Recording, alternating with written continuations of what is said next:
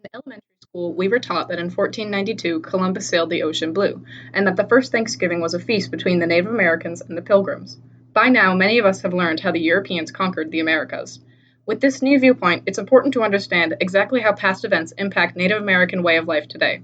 November was Indigenous Peoples Month, and this March, GNHS is celebrating diversity.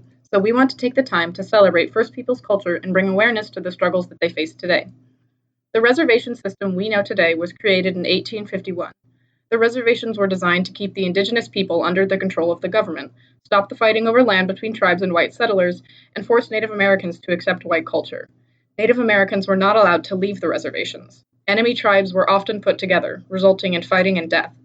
Tribes who were once hunters struggled to become farmers. Starvation was common, and living so close spread diseases that white settlers had brought to the continent. The cultures and way of life of many tribes were destroyed, as they were moved to areas they were not familiar with and were separated from their families. Indigenous people face similar problems on the reservations today. Conditions on the reservations are often compared to the Third World, but they exist right on American soil. Indigenous people are 500% more likely to die from tuberculosis, which is a treatable disease, than white people because they have less access to medical care.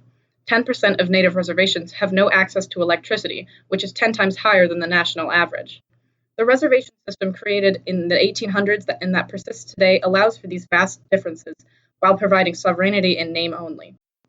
The Dakota Access Pipeline was widely protested by tribes living on the reservation of Standing Rock. Celebrities such as Leonardo DiCaprio, Shailene Woodley, and Pharrell Williams drew attention to the protests in early 2016. The pipeline threatens the rights to clean water and sacred land that the tribes are legally entitled to. Despite the protests, it was built anyway.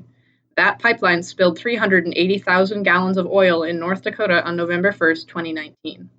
Native Americans have a wide range of beautiful and unique cultures, from the northeastern Abenaki and Wampanoag to the southwestern Navajo and Mojave. The Potawatomi are one of the tribes who are native to the Chicago area. Waukegan is Potawatomi for Little Fort, and Half Day Road is named after a Potawatomi chief. After being forced to move west of the Mississippi River due to the Indian Removal Act in 1830, the Potawatomi are a part of the third largest urban Native American population in the country, Chicago. They hold many local events, such as the annual Powwow Festival in Zion. As a student body, we can take the time to celebrate Native people and their culture and help raise awareness of the issues they face today. It's important to celebrate diversity as a student body to make all cultures and ethnicities feel welcome and safe at Grays Lake North. Minority Perspective offers different viewpoints on the world, which enriches our understanding of modern issues and struggles.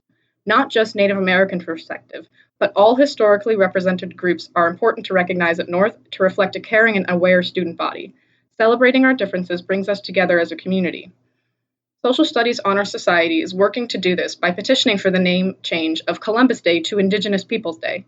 Changing the name to celebrate Native people instead of colonization can better reflect the attitude we have at North when it comes to diversity. Please take this time to use your voice and be the change that you want to see. Thank you.